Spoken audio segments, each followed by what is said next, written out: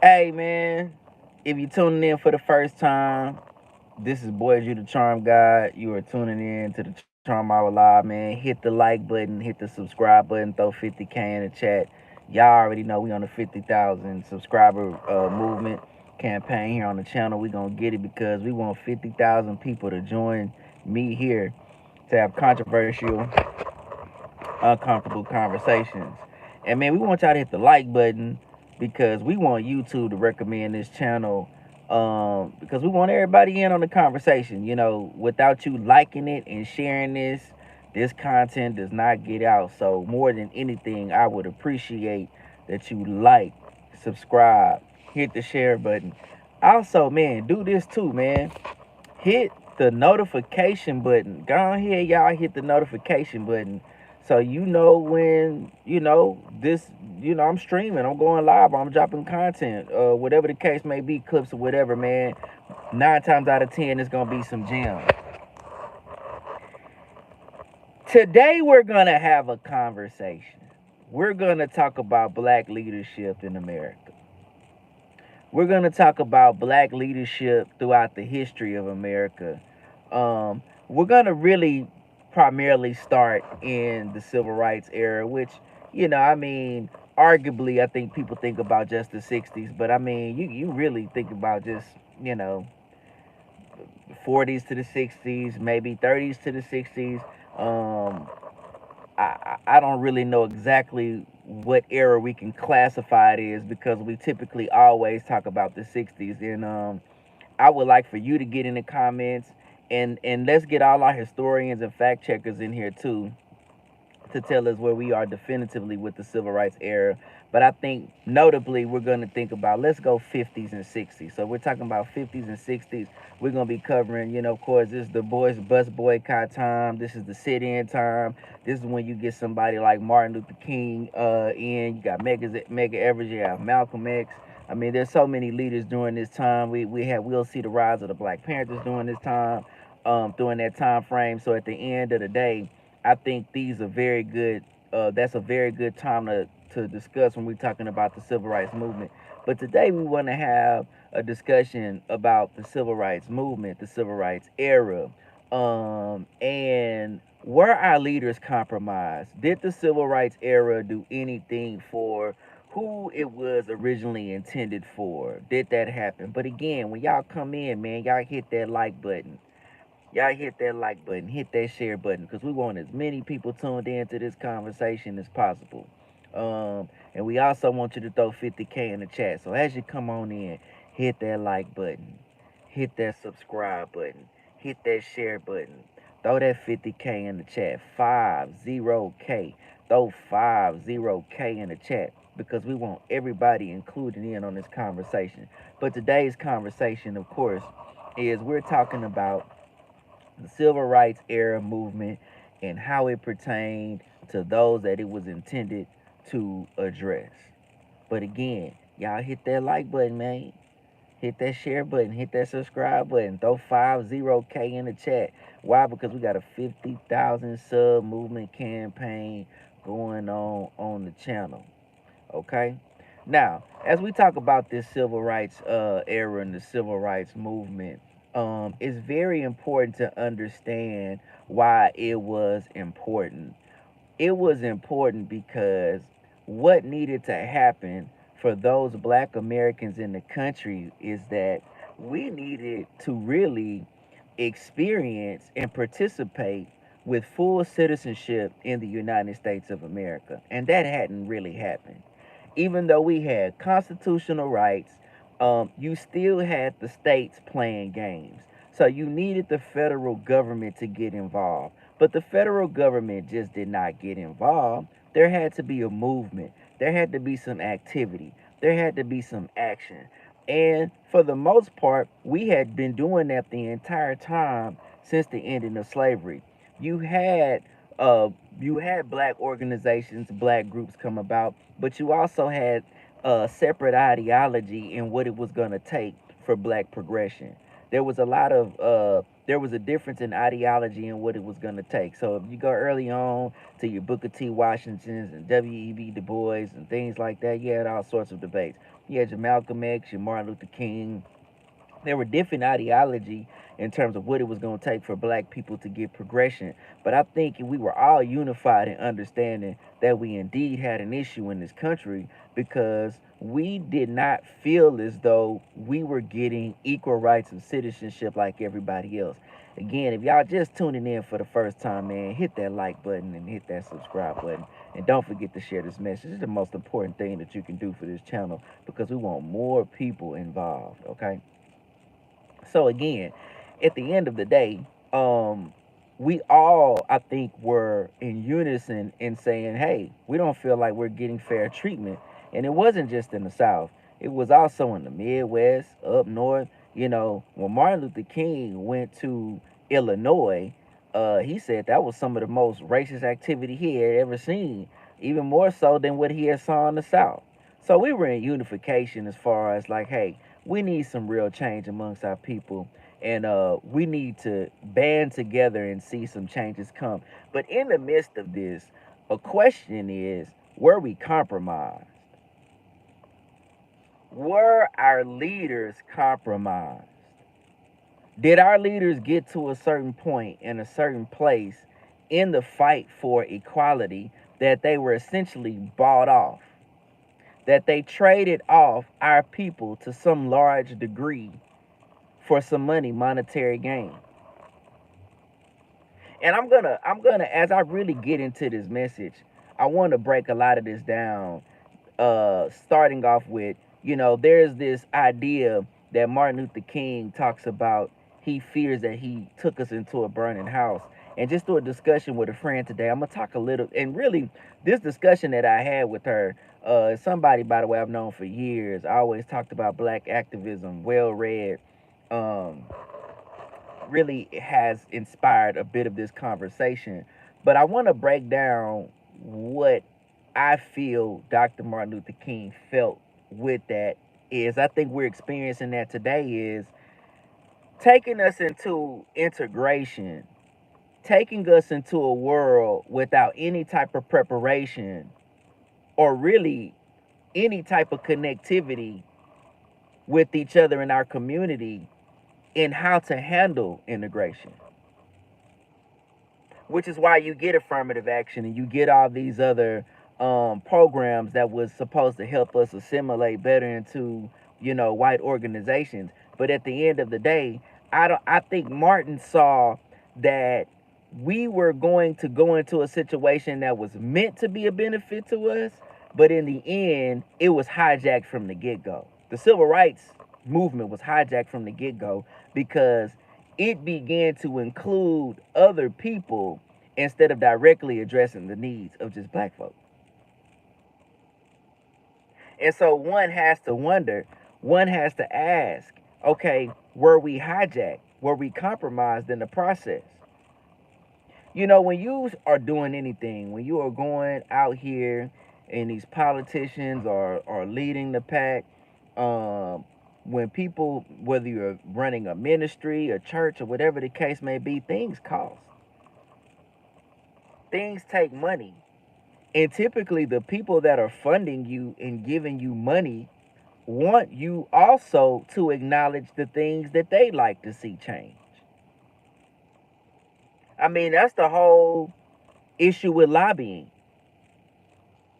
That's the whole thing with having lobbyists is that, you know, you have people that are paid for, you have money towards congressmen, whoever the case may be, whatever political faction or group, you fund it.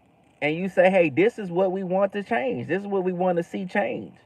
We want you to go get with these different organizations, these different politicians, and make sure that we have some type of change in legislation that represent us. But at the end of the day, who is funding it? And so collectively, because black people did not fund our own movement, because we didn't put any real resource or capital into it, we let others fund it. Well, quite naturally, it was going to get hijacked, as it did. A lot of our black leaders were hijacked, um, because I think they may have started out with purpose, they may have started out with great intentions, but in the end, at the end of the day, they were not funding their movement, and we wasn't funding the movement either. And then we just had this mass information amongst each other. We had this mass information amongst each other. Uh, I think in many cases we didn't know exactly what we were fighting for. And so when we had leaders that would mobilize us and we put our trust in them, we trust them all the way to the end, whether it took us off a cliff or not. And this is not to say that Martin Luther King took us off a cliff, or this is not to say if the Black Panther Party did it either. I don't believe that. But to some level, yes, they were compromised. Another point my homegirl brought up today is, would we have followed Martin if he was not white approved?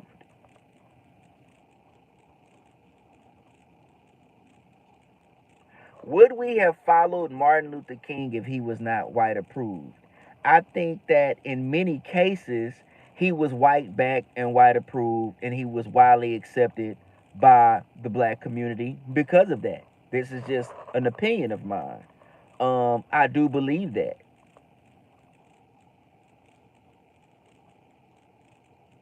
I think when you look at any real progression from any of those leaders during that time, and look at how long it took for them, or I would say how long it took for some assassination attempt or actual assassination to happen, well, there go your answer right there.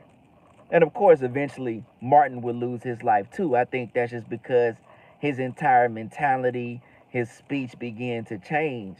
But I think that he was allowed to be around for quite some time. I mean, was Malcolm X going to the White House? You know, were the Black Panthers getting, and we'll get to the Black Panthers, were they getting an open invite to the White House? You had some radical black leadership that really got muffled very fast.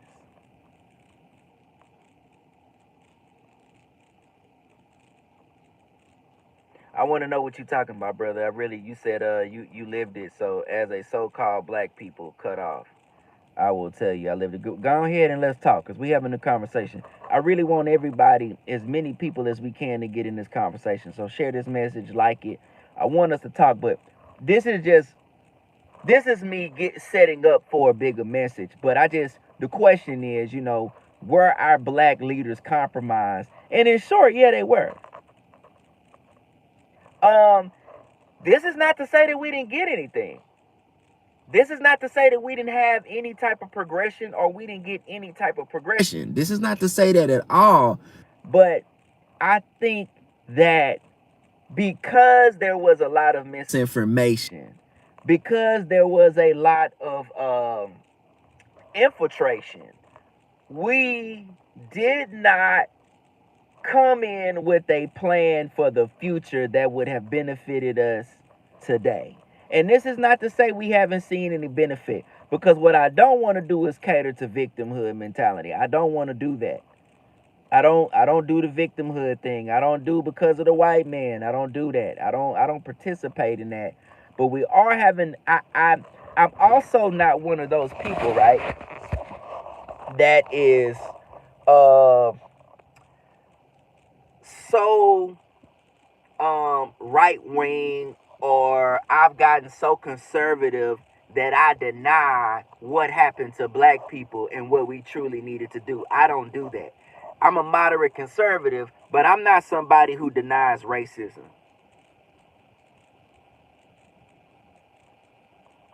You said 68 years if of age. Most people talking matters. They've only have little knowledge at the time. I mean, I definitely want you to speak on this. Now I'm gonna say this. This is something that I feel in regards to the movement. I think it was beneficial. I think a lot of people will say that the civil rights era was not beneficial. I'm not one of those people that agree with that. So let me tell you what I truly believe. I believe that the civil rights era was important. I think that Martin Luther King, listen, and you can agree, disagree, whatever. I think integration was needed. I just think going into the burning house or going into integration without proper alignment as a people and knowing what we were going in for, especially with some of the mentality we have towards whiteness, some of the affinity we have towards whiteness was dangerous. Um, I think that the civil rights movement being aligned to say that to include gender and white like white women and disability and eventually all of that, I think that was dangerous because it's a way to not really address black people directly. So I can look at the civil rights era and say, I get it, I understand it. Um, yes, that was important, but then I can also say, well, these were some of the mishaps we made. But this is where the younger people and even yourself, this is where what's going on, Mr. Jones? This is where somebody like you, Ben Bay, come into play because now we can analyze it and say, okay, this is what we need to do as a people. This is how we progress as a people by addressing these things moving forward. What I mean by proper alignment is I'm gonna give you a prime example of like the city of Houston. Um, I don't know who the Chinese or Asian or the Vietnamese leader is, but they have a neighborhood. They have banks in that neighborhood. They uh they have in the United States of America. They have street signs with their language on it. They could have only gotten this through legislation, but they moved as a unit. They were aligned as a community. I don't think we had that. And we can get into why I believe that. And I really just believe that because we don't have another nation. We are American. We are citizens of the United States of America. So it's a little difficult. It's just by nature going to be difficult for us to move as a people. That's why I think the whole FBA conversation is important because who are the black people we're talking about that need to be aligned? But when I look at when I started this conversation a long time ago, and I said this years ago, I said, geopolitically speaking, nobody's gonna care about our civil rights and Jim Crow no more because of these terms like people of color, POC. Well, they coming over here. You got your Indian, you got your Asian, you have these people of color that are coming over here and actually ascending. And so what they're saying is, well, we're not white. We're taking advantage of all this and we can ascend. Why can't y'all do it? So that's what I mean. Yeah, DEI came later, but it's rooted in affirmative action. It's rooted in the civil. All this stuff that these people are getting is because of the civil rights era. I'm 40. I just turned 40. But I'm always willing to learn. I'm not somebody who is gonna sit up here and anybody that is, as elders that come in with the game, spill the game. You know, I'm never gonna do that because we need y'all. See, one of the things is we blame baby boomers for a lot, but I think the baby boomer was duped to a certain degree too. Okay, I believe that the baby boomer was duped to a certain degree too.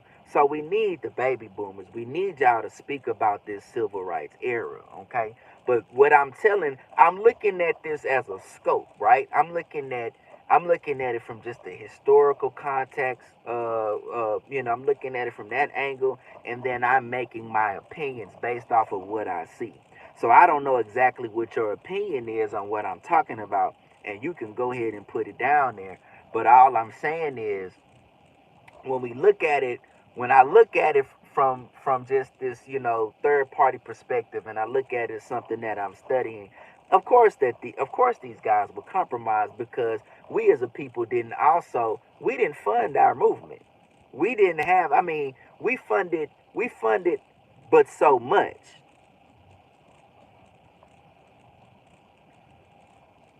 Now, how can we do that? I don't know if I can do that here. Well, you can just do it here. I don't know if I can.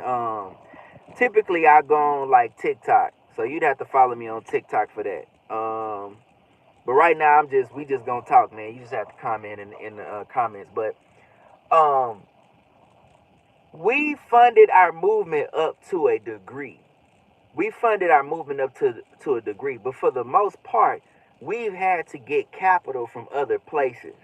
And I really honestly think too, this is where you infuse the bruise. I hope y'all get what I'm saying. I kind of got to talk in code. I don't like that. I don't like that we have to talk in code. But the brews, they were important to our movement. They usually were our lawyers.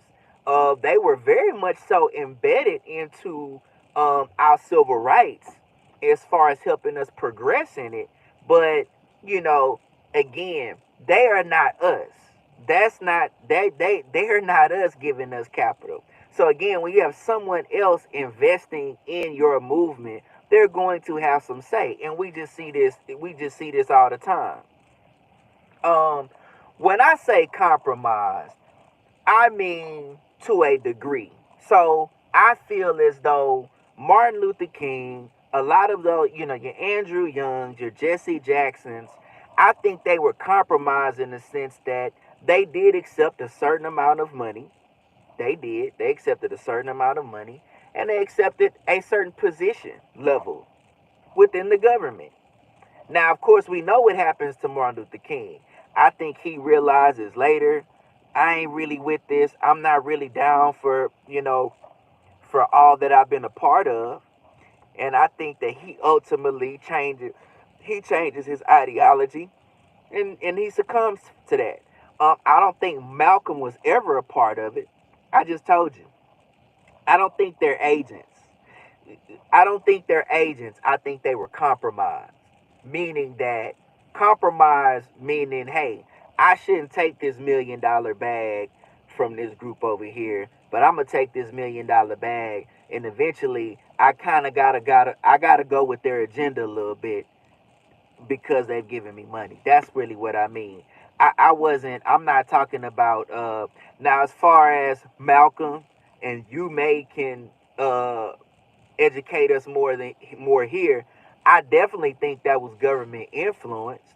I definitely think Malcolm's assassination was government influenced, but I also think equally there could have been some infighting within the NOI. But I'm not a part of that. I'm not really well versed on the history with the NOI and Martin. I've only heard things. There's been some back and forth. You've had people of the NOI talk about how they felt the government was definitely involved in the manipulation of getting Malcolm out of here. And then there's a lot of fingers that point to NOI. So I mean, there was always, listen to this, there was always a background influence from the government. We can just say that right now. There was a background influence from the government, even with the NOI, and I'll stand on that. That's just what it is. There was a background influence from the government for most of our leaders that have come through in some way, whether they were compromised or they were just deliberately tampered with. So we can say that. You also had this communism thing come about, which, in my personal opinion, if we're talking about a government that needs to make sure communism does not come into the fold in terms of not compromising our people, think about what communism would have done if it had ran rampant amongst black people and taken us over, if they didn't give us the right to vote and say we could sit on the bus anywhere or integrate. Because you had that coming too. Another thing my friend and I talked about today, which is true, I've actually brought that up in some conversations in the past. You had several issues during that time in America that were rising up. You had this communist idea, you had different religions, you had, when you are radical, when you think of someone like the NOI, or a group like the NOI, then you have the Black Panthers. You had several different sections of black people And I think I'm going to be honest with you. That in itself, it has always been dangerous. Because we don't have a unified people and saying this is what we're going to go for. I mean, even when you think about how just our movement to a large degree was just co-opted. Now, I'm going to say this. I understand Malcolm more as I got older. I think a lot of people that have more of a radical mindset are gonna lean towards Malcolm. Um, but I don't have a problem with Martin. I think Martin did what he thought was good. At the same time, I think that Martin wasn't as focused as we think he was. But I'm not gonna critique him heavily because at the end of the day, I can walk in the Target right now and get a billy club. I can walk in there without getting a billy club against my head. I can go sit in a restaurant right now and get me something to eat without some just the basic just the basic rights of being a citizen is what we were. What was your question, Ben Bay? Are you saying who were the agents? I'm off of that because I don't know. I'm not a conspiracy theorist. You said what was the name of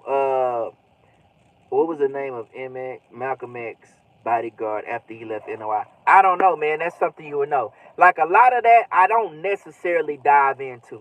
I could go down the rabbit hole. I'm sure I could research. I'm sure I can get into all of that. I'm not on that right now, though. This is not about. I got a place I'm going. Just stick with me.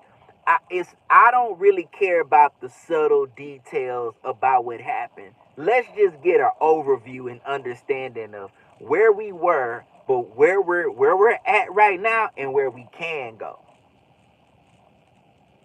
But we're blind as hell right now. We are blind as hell right now. We don't really know where we're going. But we got to study a bit of the past. We got to understand that past, what happened in the past, so we can then move forward and then get something going for ourselves.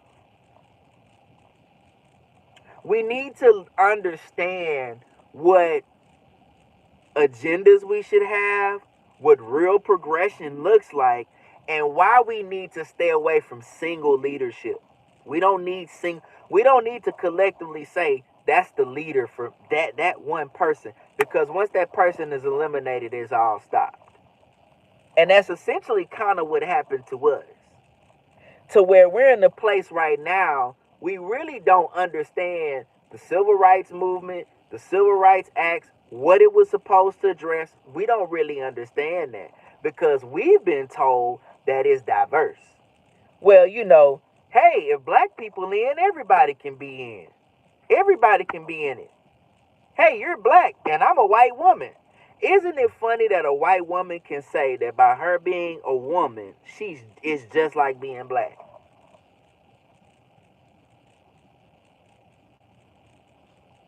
A white woman can say, hey, I'm a white woman. I know what it's like to be oppressed. And take advantage of the very thing that was intended for us as black people to utilize for upward mobility.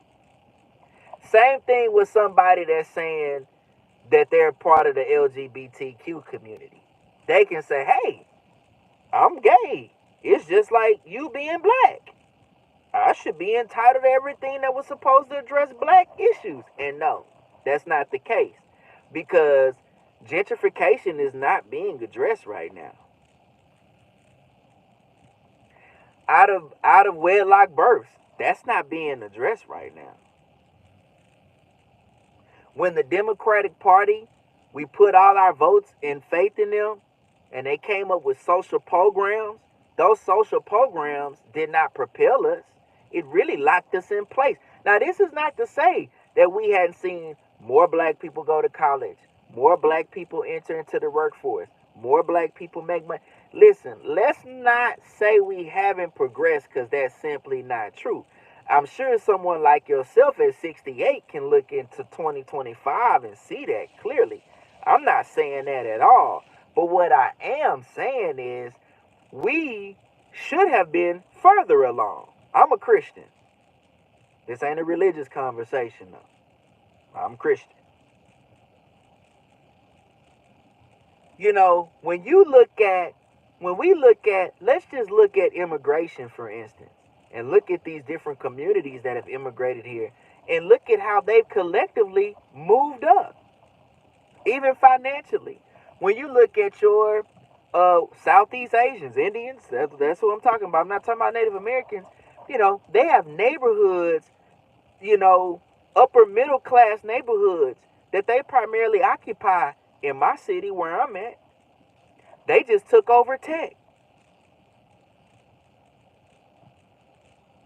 And I agree with that too.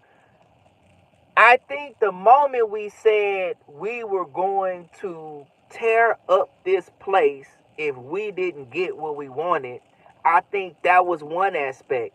Then you also have to understand this too.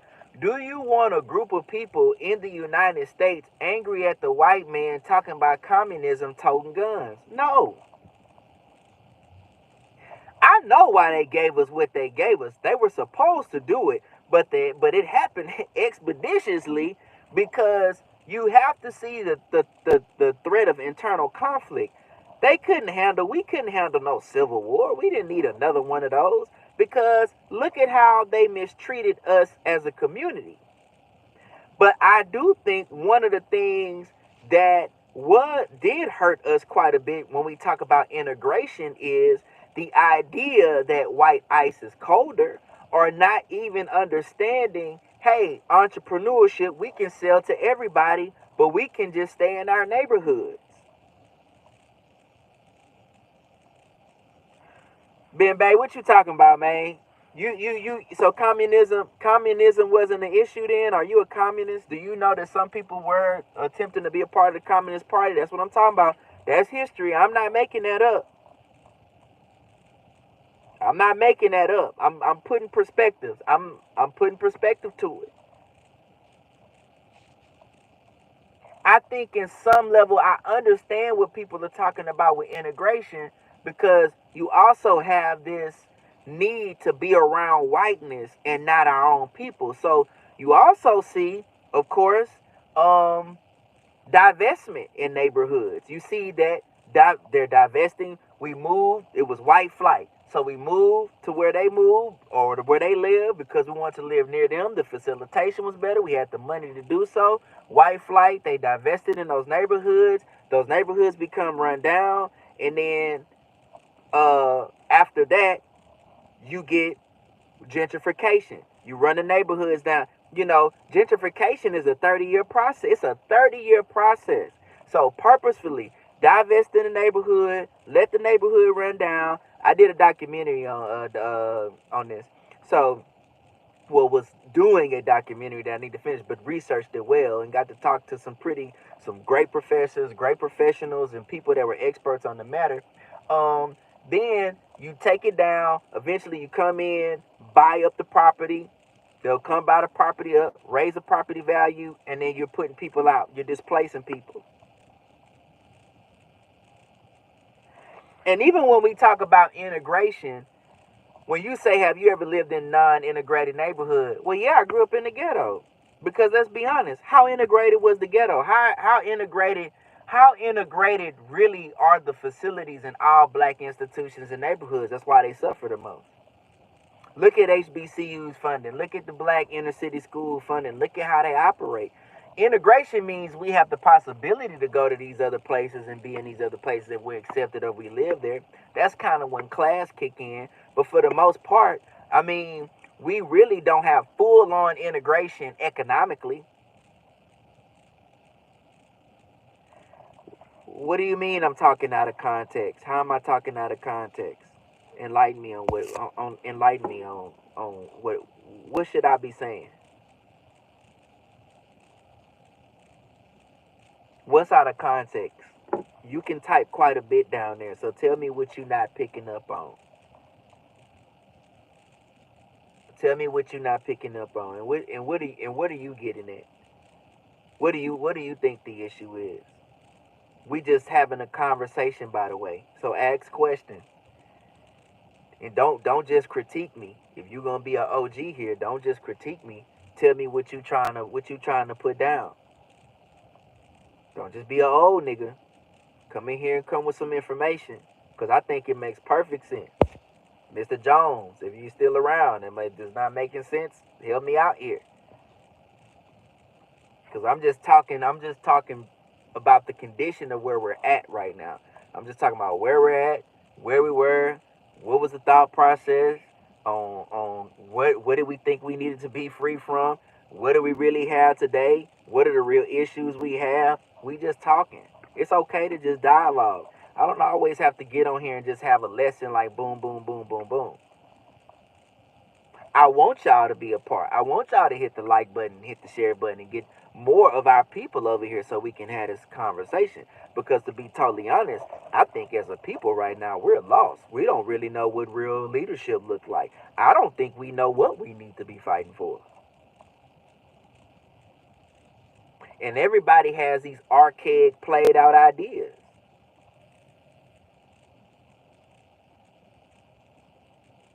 Everybody had these played out, archaic ideas.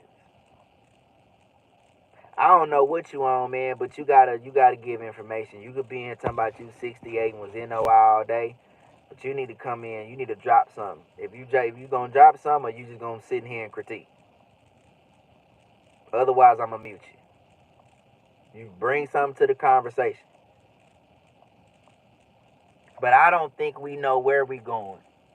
And I think every time we do have some type of black leadership, we get scammed. And we need to wake up from that and realize we don't want to be scammed no more. I think those that have gone before us did the best they could. They gave us what they needed to give us. But what do we collectively do right now? Do we put all our faith in the Democratic Party? Do we cry about Trump being in office? Do we have to be exclusively Democrat? Can we vote Republican and still be black and for the people? Where do we want to see our neighborhoods go? In terms of how do we want to see them, how do we want to see them, progress? How do we want to see our neighborhoods change?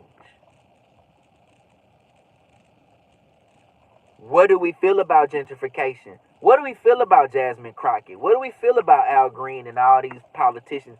What is the collective thought process as a people? Because the one thing we must understand is we all black. And if you think that we're not different, then you're confused. Even I know that. And I voted for Donald Trump.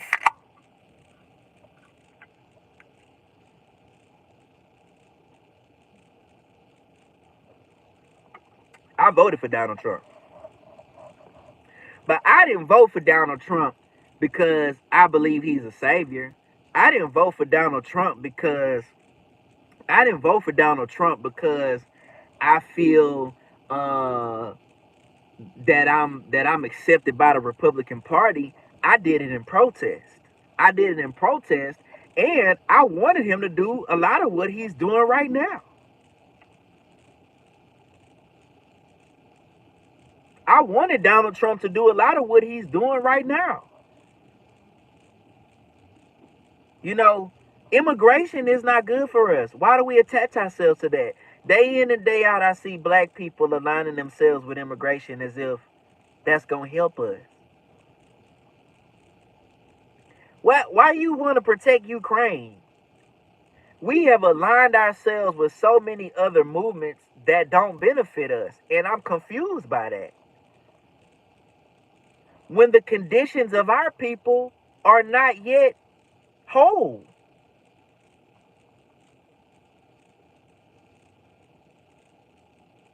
So I don't understand. I don't really understand alignment with the Democratic Party or a lot of the extreme left ideas. I don't. I don't agree with that at all. This the Charm Hour. If you're saying what's the channel, it's the Charm Hour. But I don't agree with a lot of that. I don't agree with DEI because I feel like DEI is not directly addressing what the Civil Rights Acts were for. Black people. I don't agree with it. I don't want to go in the store and see material that's involving sexuality for kids. I don't want to see that. I don't think that's for our people. I think that Jasmine Crockett, I've said this over and over again, I think that Jasmine Crockett is, step and fetch. I think she's no different than Big Mama, a caricature. I don't think our people need that. So I think it's important for us to understand where we were, what we were fighting for. We were compromised a little bit then, and we don't need to be compromised no more. I don't think we need to be compromised no more or allow ourselves to be compromised. It's easy to be compromised when you got money because if you really think about it, now you starting to see we saw Jasmine Crockett step out front. Now this is an example of being compromised in my opinion. We saw her step out front, start being vulgar, start cursing and coming with the sister girl activity and ideology and all of that. Now you seeing all the Democrats do it. They coming in wearing hats. Yeah, screw this and all of that. Because they are appealing to a demographic. Who are they demographic? Black women, white women, gays, and everybody else that's just alternative. So that's how they running their politics. And they think they gonna get the majority of the country like that?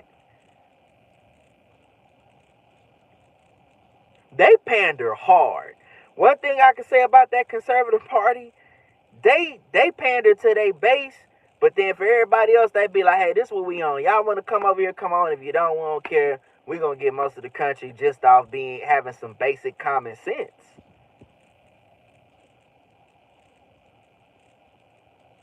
And we keep being the voice of this nonsense. Mainly our women. Our women are the loudest bullhorns and mascot. When I say our women, I'm saying black women are the loudest bullhorn or the largest mascots for the Liberal Party, Democratic Party, and they not doing nothing for us. We keep saying that. And so what I think is, even though Martin Luther King wasn't here to see what happened or come into fruition, this is the burning house he's talking about. We are in the burning house. This the burning house he was talking about. Who funded those movements? I'm gonna leave. This is open. This is I ain't gonna say open ended. This is a question I'm gonna ask that I'm not gonna supply the answer to because I want you to go do the research. Most people didn't know what DEI was. Those initiatives came so much later, and then when you read and see they gotta stick that somewhere that makes constitutional sense. That's why immigration is really riding off the back of the 14th Amendment, which is true. We can argue and debate that all day. A lot of this diverse equity and inclusion, diversity, equity, inclusion, it's just riding the coattail of civil rights. Because that is addressing the people that are non-white. So what they said is anything that ain't non-white, anything that ain't white, we just gonna lump it together and say, okay, that's minority, and we got like these terms and names they come up with. What's minority? What is that? What are we talking about? Are we no? They say we're 13% of the country. That could be true, but that doesn't. Why do we have to be labeled a minority? What are they talking about? Oh, y'all minority in terms of numbers. They're majority in numbers. These terms and names mean much more than just what we think they do.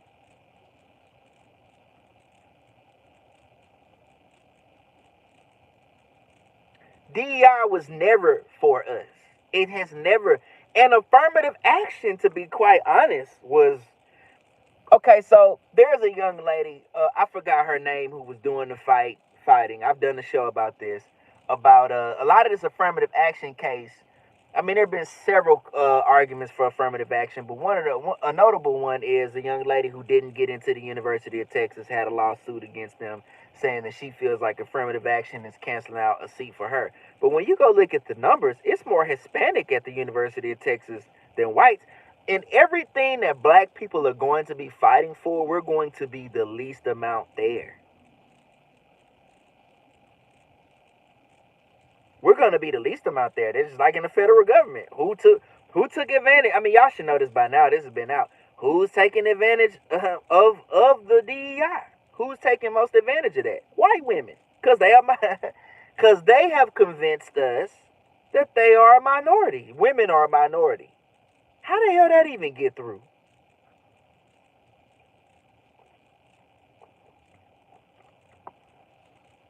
So, where are we going as a people? Where are we going as a people? I'm sorry. I don't think, anything dealing with trans is just bad for us. And that's why I'm on top of Jasmine Crockett so much, because it's like, hey, you up here shucking and jiving. You up here batting them big old eyelashes and them old terrible weaves. But what are you really a part of? Are you a part of anything that's gonna progress your community? The same thing I said about Dr. Umar. She ain't got no husband, she ain't got no kids. Why would she care about the black community?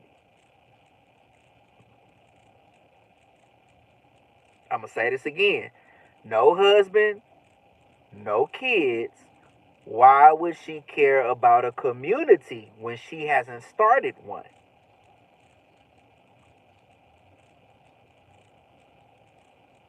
We love entertainers. They just get up here and entertain us. We love great speakers.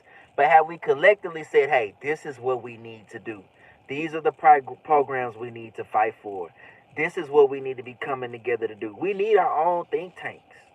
We need them. We need think tanks that are funded by us. And really anybody can be a part of it. Because ultimately the truth is, what we're fighting for definitely can be beneficial to Hispanic. It definitely can be beneficial to Asian and other people. It can be beneficial, but we need a lot more places where we're serving more and making sure that we definitely take care of our communities where we reside. We're Americans. Y'all missed all of that. Somebody missed everything I just said.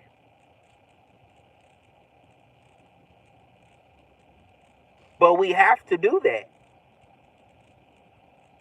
I think that's the way to go. Is political strategy is this. If you think about Project 2025.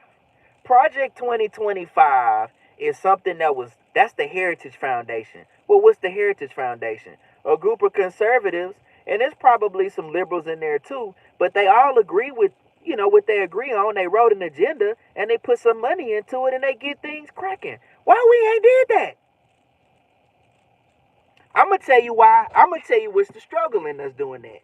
I don't know if y'all heard about this coin, this Keen coin, this chick, this young girl who had this coin, this crypto coin, and people gave her almost $100,000. She scammed.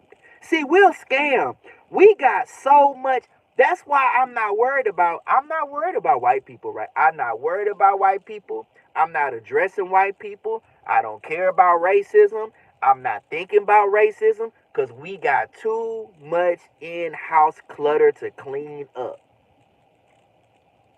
Now this girl got $100,000 and they already calling her a scammer. And she did it through a GoFundMe instead of getting an accountant and getting a real organization and setting it up. Having a look, why can't we just talking? See, that's why I want to just, if we all have the conversation, I don't need to be the head, the HNIC. I'm just can spearhead the conversation, then we can converse here. We gonna have a funnel. We're gonna start here, then we're gonna go to Patreon, and then after we go to Patreon, we may go somewhere else. That's our funnel. And in all of that, I'm offering you something. I'm not taking money and just taking donations. I'm offering a plan. I would love for people to come together. Hey, I need 10 accountants. I need this. Hey, this is what I want to do. I want to take this $100,000 and I would like to invest it in this political party. Is that right? What are my legal rights? Can I really do that? Okay, what do you suggest I do? If I got a brand. Okay, buy my sweater. This how I make the money. Hey, buy my sweater. That's for me. I made the investment. I made something you can rock. But then I might say, okay, join this program over here, and all the donations over here are gonna go towards that. And I show people that that's happening. That's righteous to me. That's a righteous way of doing things. We don't do that. Our goal when we get a bunch of money is to scam somebody and screw somebody over. That's what we do. That's why I said we got too much. We have too much in-house material to cover for me to even care about what somebody else is doing. We are politically struggling. We don't really understand that. We don't know what leader. Now, we waking up now. If you go through your TikToks and your clips, you got people saying some good stuff, but we just are kind of really discombobulated as a people. We lost. We don't really know what we doing. We're so fragmented. And the bigger picture is the collective is really losing. The collective is losing. Because if we being real, some of y'all may not like this, but the Republican Party, Donald Trump he got to be doing that out of love because he really didn't need your vote. There wasn't enough black vote to tilt the scale. 80% of now almost 90% of the men, 90% of the women voted for Kamala and lost. I think now a question was brought up that I do agree with. Is there really an apparatus to measure how many black people did that? They got sample size for these statistics. I think more black people did vote for Trump than what they say. But I mean, when you just kind of mash us up with, okay, the Hispanic vote, which really made an impact, and everyone else, I mean, he won the popular vote. He got pretty much everybody, but everybody else, and probably with a nice size amount of black people. But when you look at the vote for Kamala, statistics, I believe for the most part, a lot of people did vote for her.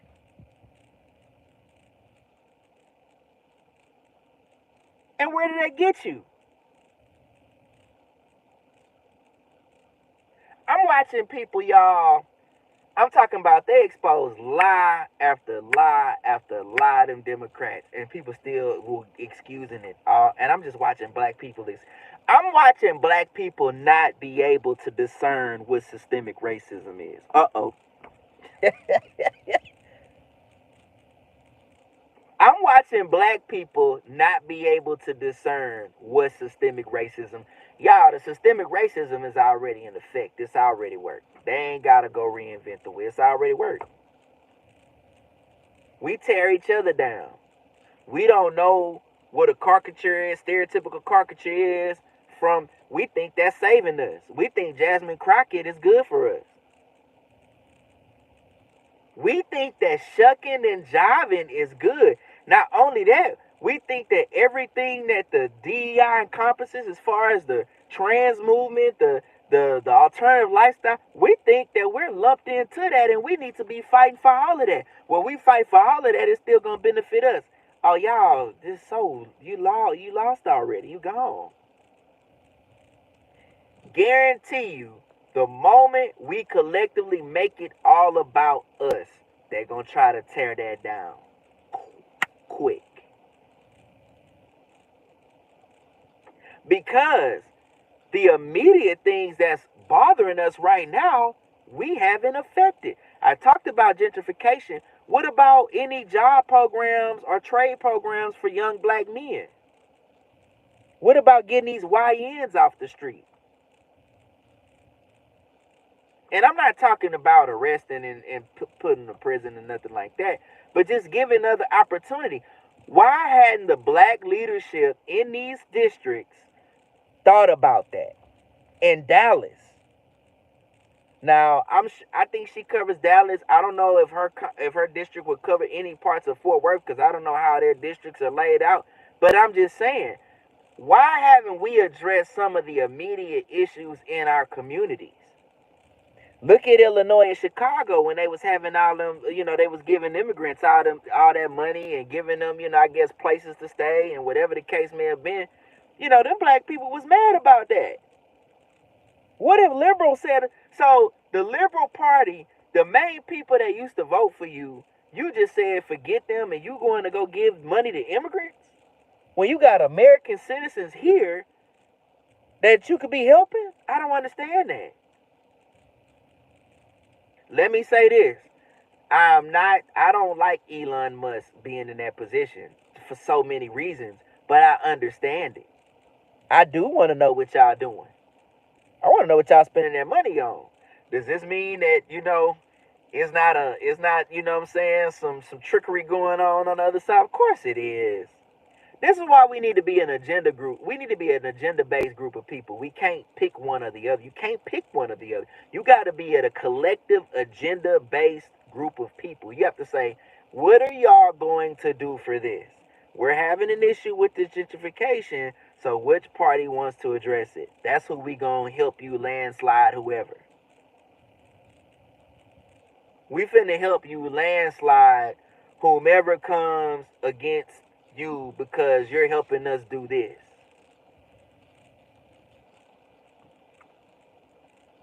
You're helping us make sure that we take care of some of the immediate issues we have. We want to see young black men get some trades. Hey, what if we said, okay, in a certain zip code, in a certain zip code, at a certain income level, trade schools are free. HVAC. HVAC is popping right now. So we're going to make sure we're going to offer HVAC over here. We're going to give grants to all these kids coming out of these two inner city schools to go into HVAC. We're going to have some business class. Then what we want is all your upper black middle class, maybe higher class. We want some black millionaires in that community to invest in some entrepreneur. I'm just throwing stuff out that I don't know if I'm sure they got stuff like this, but we need to see more of it. Some entrepreneurship classes that help these young black men that if they want to start an HVAC business, what does that look like? They can go into that.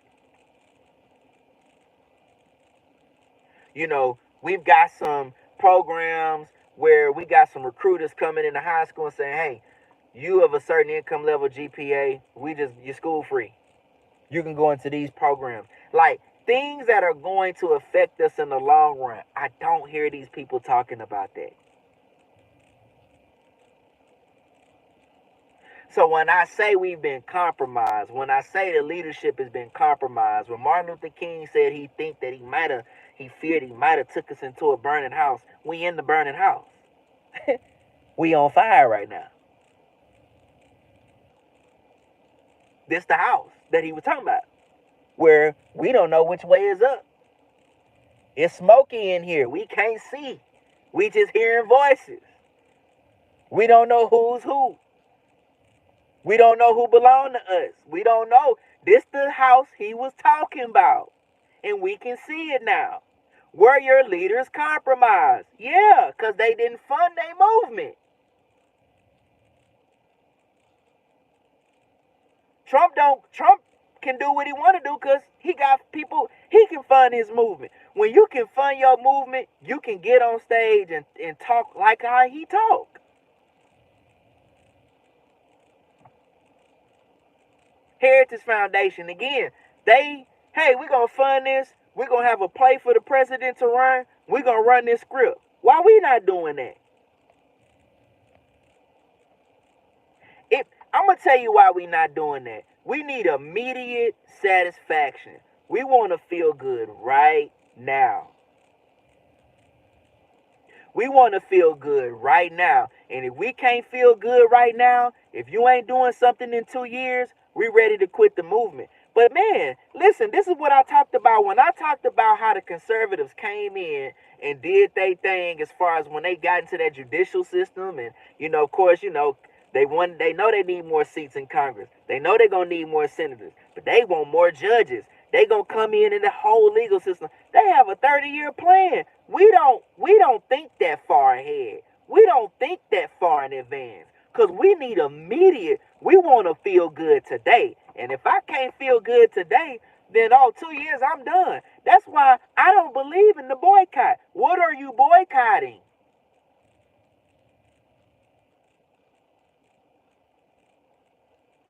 I appreciate all the likes. When y'all like and share y'all this type of conversation, they not recommending this. We gonna have to grassroot this. We gonna have to like it, share it. This ain't about me. It's about us. I'm just spearheading the conversation and I'm taking it on this channel. But we gotta like it and share it, because they not finna send this up the algorithm.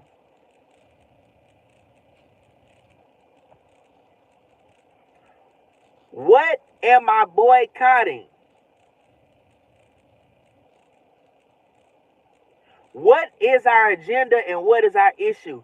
Let me tell you what I will say that the Honorable Elijah Muhammad did say that I agree with is you gotta study that enemy. You gotta study that white man. What he doing? What's the Heritage Foundation? How they operating? Okay, where they getting their funding from? Okay, what is that? Okay, let me read Project. How many of y'all read Project 2025? Did you go through it? Did you see the authors and the people that were? Why are we not doing that? Why are we not doing that? Why are we not saying, hey, we're going to begin to put together a think tank and we need to figure out how to fund it? We need scholars in there, people that's going to study. It may just start off these people having a part-time position in it, but eventually we get so much grants, so much money. $2.5 billion was spent on the hurricane industry from black people. We have $1.4 trillion in buying power. How, what you mean we can't fund something?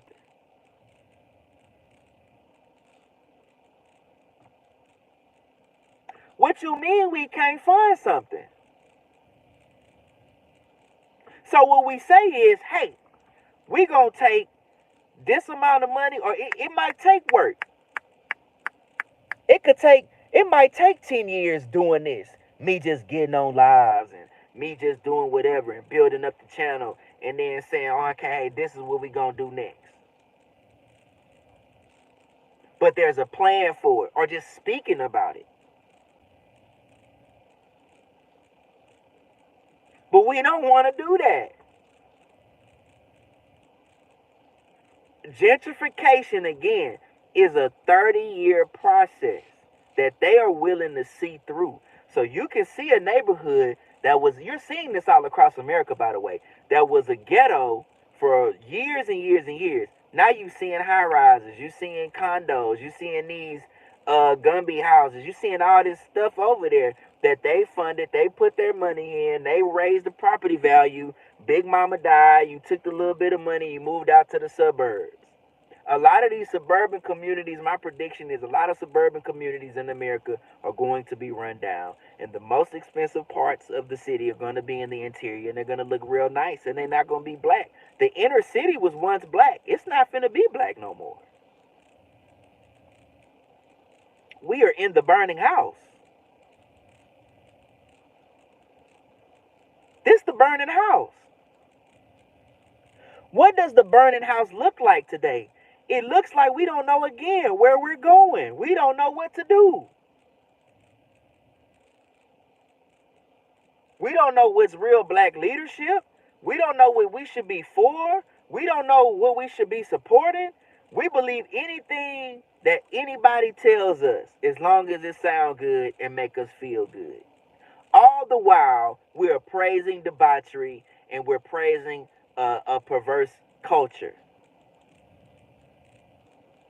What is primarily black dialogue online? I totally believe that they did that. They know us like the back of their hand. Of course they studied on us.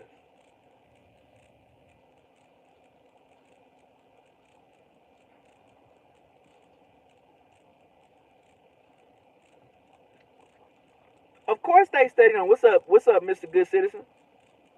Of course they studied on us. So what we have to do is okay. Someone asked me. I've been asked this quite a bit, and they said like, well, what are you doing? I'm doing this. We got to start talking, but not just talking. We got to have the right conversations, and we got to media is going to be the first, like the first place. That's the first little spot where we can convene. And then from there, you can talk strategy. What should we do politically? And then we gotta get some capital. But we can't scam. I can't get up here and be like, y'all hit my cash app. Yeah, we trying to do this movement. And in 10 years you don't see nothing. I'm riding in Lambos and living in a nice house. Dr. Umar Johnson could have taken all the money he got from his speaking engagements, invest the money wisely, bought real estate, and made his money. He could have made his money that way. And then he could have taken separate donation. I know what he did. A lot of them, they get all this money and don't know what to do with it. They don't have no accountants. They don't do none of that. They don't have no plan. They ain't got no organization. They don't have nothing. What they do is they just get all of these. They just get, all this money through a GoFundMe or whatever the case may be, and they just go use the money for whatever. And it makes us seem untrustworthy.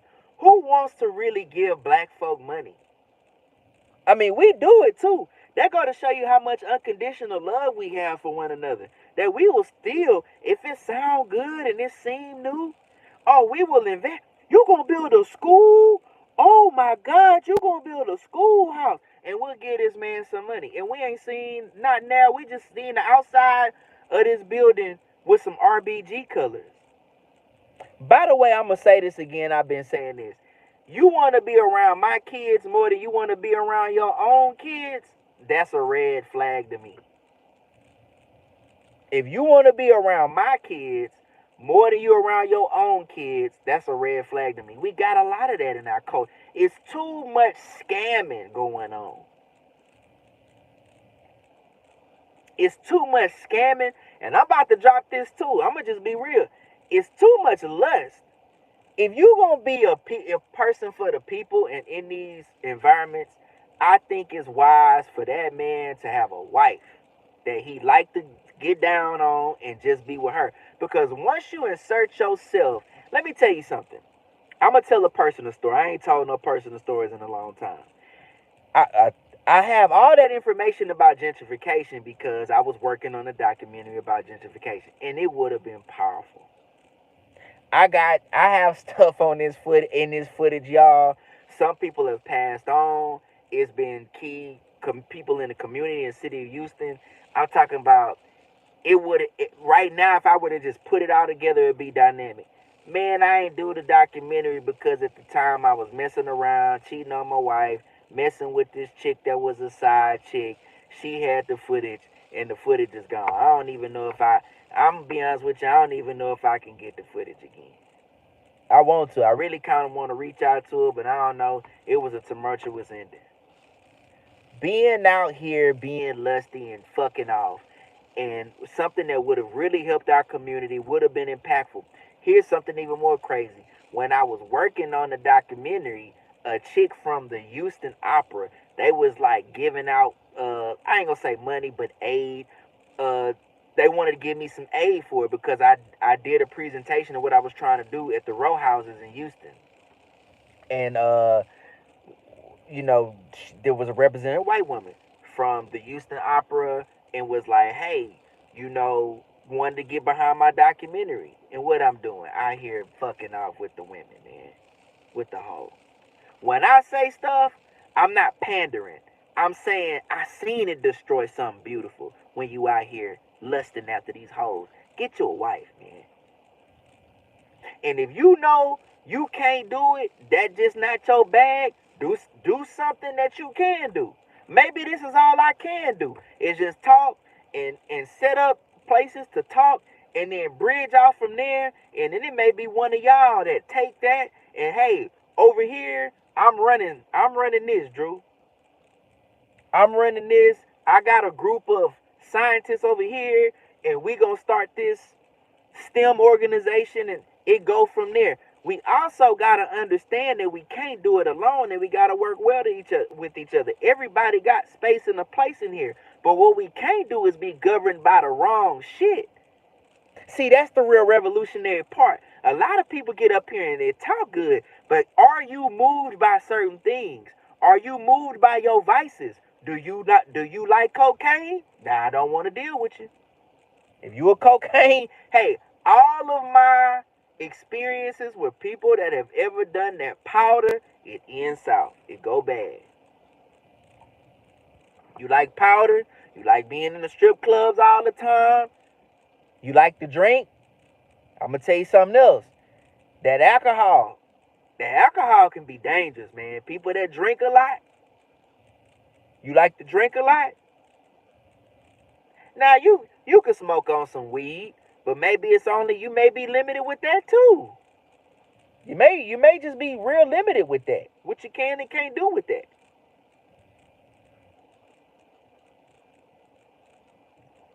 Many people have been compromised because of their vices too. In some degree, you look at Martin Luther King, it's like that. The enemy gonna use your vice, man, to say that you not worth it, that you shouldn't be where you should be, that you shouldn't speak in the way you speak. That's gonna happen all the time. That's why you gotta be careful.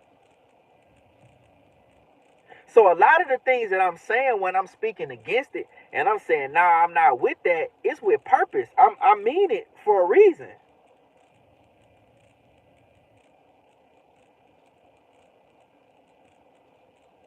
I mean it for a reason.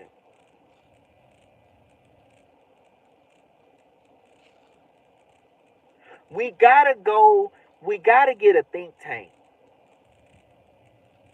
That's what we need to do. You need to get a group of people that can come together and you have a think. Let me see what you just said, Eric.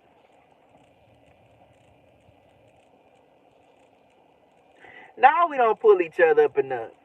Everybody want to shine. Everybody want to shine.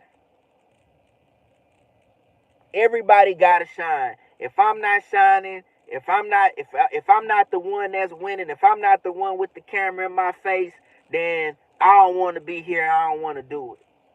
That's why you gotta have a think tank off to the side. The I don't know who the hell them Heritage Foundation people. I don't know what they look like. We got to move like that. You got to move where, okay, we got the Charm Hour think tank. We don't know who on it. We see names, we see professions. Uh, they go and get donations and funding, but we do know at the end that they have an agenda. We seen a politician go in and use their agenda and make these changes. That's how we gotta move. You're gonna have your people that are spokesperson or talking. You're gonna have like your front, so to speak, but behind doors, you got people that's actually moving and making an agenda happen. That's what the Heritage Foundation. That's what the Heritage Foundation is. Obamacare came from that too. Hey, we think we need to do this. We did this study and we're going to incorporate this. We're going to move like this. Okay, this is an agenda we want. This is what we think that the president of this need to be addressing in this movement. It's not all this Illuminati esoteric stuff going on all the time. Like, hey, money talks. Bullshit run the marathon. Money talk. We already know that. It's gonna take money to fund something. But once you get the money in, once you get the agenda down and you get the group down and you get the legislation down, that's the power. The power's right there. Why we ain't seen that yet?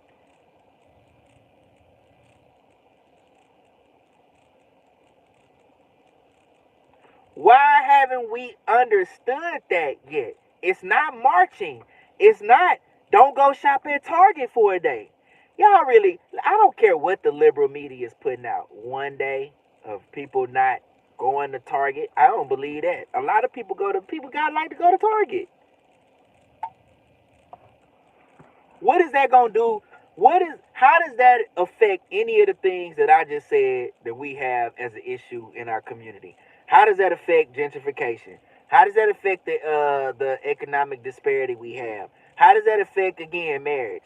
Low marriage rates in the black community. How does that affect out of birth out of wedlock births. How is it affecting everything? How is it affecting us by saying I'm not gonna go shop at Target because these other groups would like to be represented in there, and they saying that they just like black people?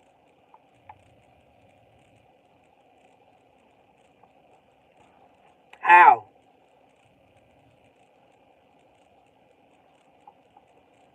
Tell me how that works. How that's supposed to work? How is that? How is it? How does that even make sense?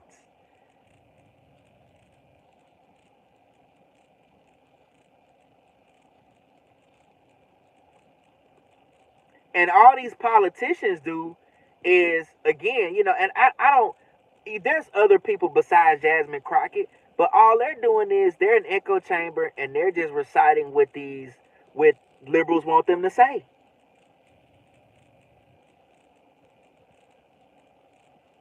That's all they doing. They just reciting what they being told. If we had Jasmine Crockett on the live right now and we asked her some of these questions, this lady sat up here and said that it's not illegal. I kid you not. Y'all probably heard her say this.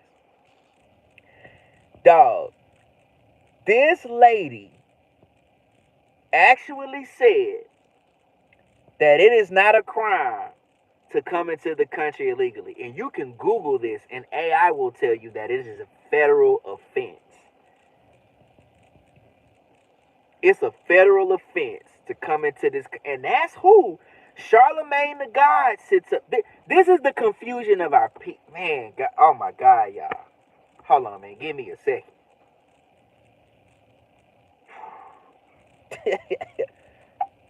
I really want to roll something. I want to roll something up. These are the people. Charlemagne the God said that she's one of the greatest voices in the Democratic Party right now. And this lady really got in front of a public audience and said it is not illegal. And she said it's a civil crime.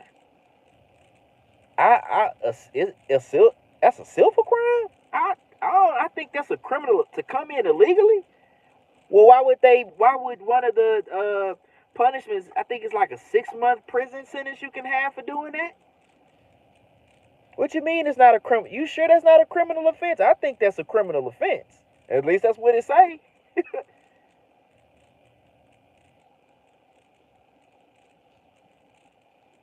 Yeah, they up here singing. We why? And you should feel disrespected as a black person to hear them people singing "We shall overcome." What? What you overcome? What?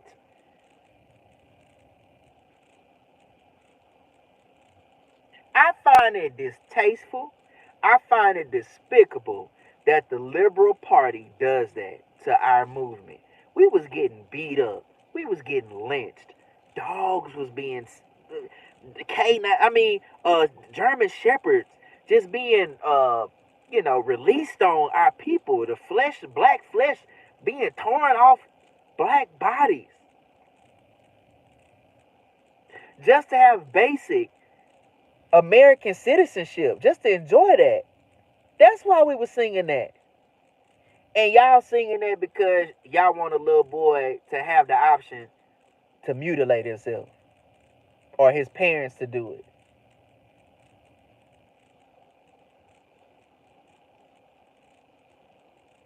We think that that's okay. Man, I appreciate y'all coming in. Hit that like button. Anytime y'all come in, hit the like button. Hit the subscribe button. Throw 50K in the chat. We got a 50,000 subscriber movement. We need 50,000 people here. We need 50,000 people here. We want 50,000. This is why we want 50,000 people here, so we can have these kind of conversations. Imagine what we can do with 50,000 people that's in here having this conversation right now. Imagine what we can do with that. That's the movement. The movement is we want 50,000 people here. We're gonna talk just like this, and we're gonna all get together and say, hey, what can we do? What's the next thing that we can do immediately that will affect the collective? How can we start to carve out this think tank? Because the next goal that I have with this channel is I want to get a think tank together. Black intellectuals, every black men and black women. I also want to start a black marriage movement. Because I'm never going to switch the stance that I feel like the first immediate thing that we need to do is fix the black family. I want to see a black family. I want to see a black marriage movement.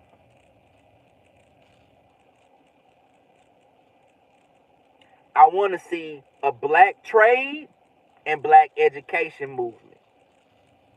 Black trade. HVAC is hot. How many?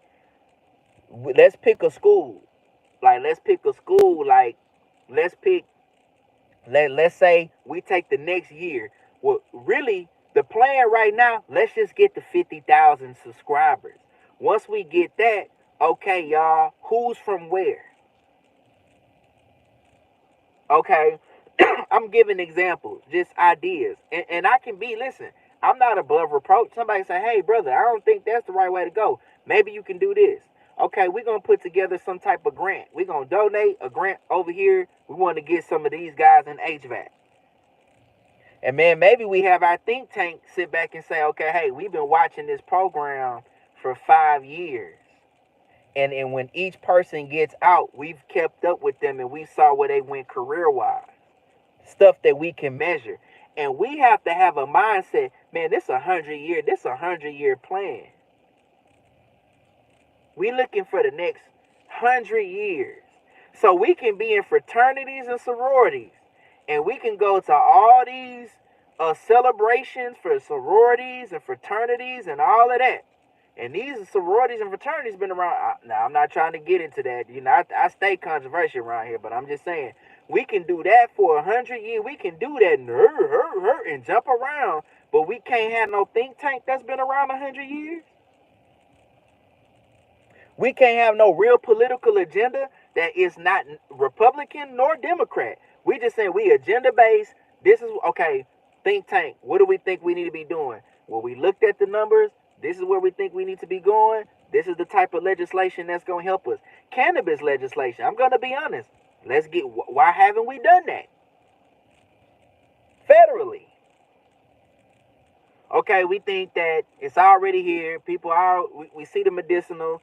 You can get medical cards.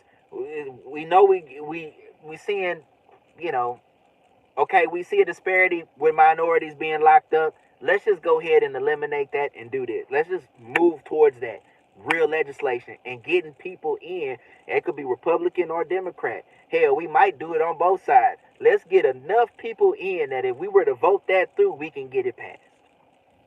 It might take us 50 years, but we gonna do it. We not having immediate gratification today. Why ain't nobody got up there and said that? And listen, this is not to say that people aren't doing this. I do believe that there are people and there are people like us that are out here having these conversations, but we got to come together and really put it in action. Okay, we got to kind of put a dent in this whole gentrification thing. We feel like some of these old communities that were black, meaning that there are communities here in Houston where when the slaves were free, they went to these communities and they built them up. They got gentrified. Why didn't we have any type of historical protection for them? Okay, for that which is left, we're going to have historical protection and we're going to have some housing that may meet that we want to meet for these families, for these low-income families. And maybe even in that, we're going to do the opposite of what the Democrats did. We want to encourage married couples. Low-income married couples that's going to come in and live in this housing. I'm just throwing anything outside of, I'm just not going to go shop at Target today.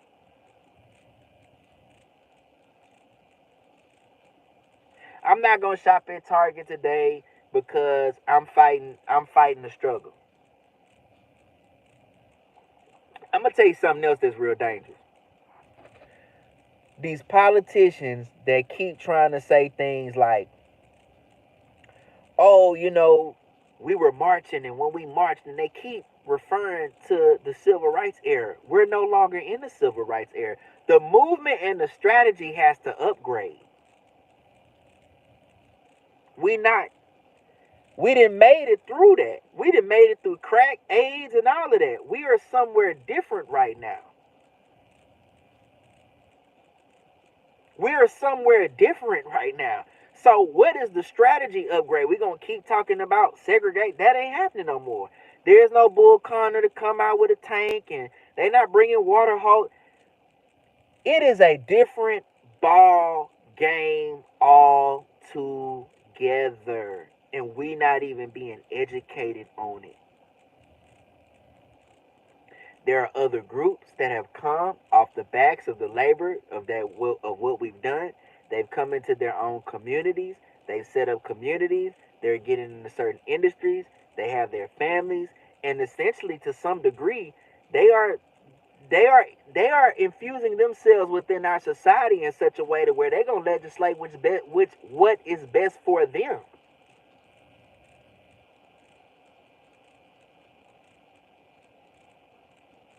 They are legislating what's best for them. Why we're not legislating what's best for us.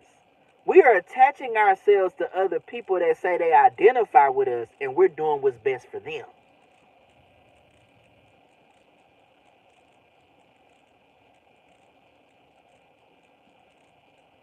That's what we're doing. We want to see more male leadership in our community. I want to see more. I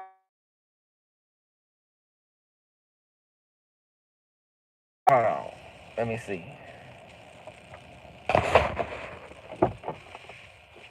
Let me make sure. Let me make sure I come back, cause I don't know. It might not. Every time somebody call me, man, it kills my vocals. I hate when that happens.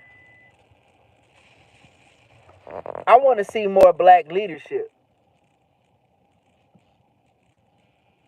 I definitely want to see more black leadership, black male leadership.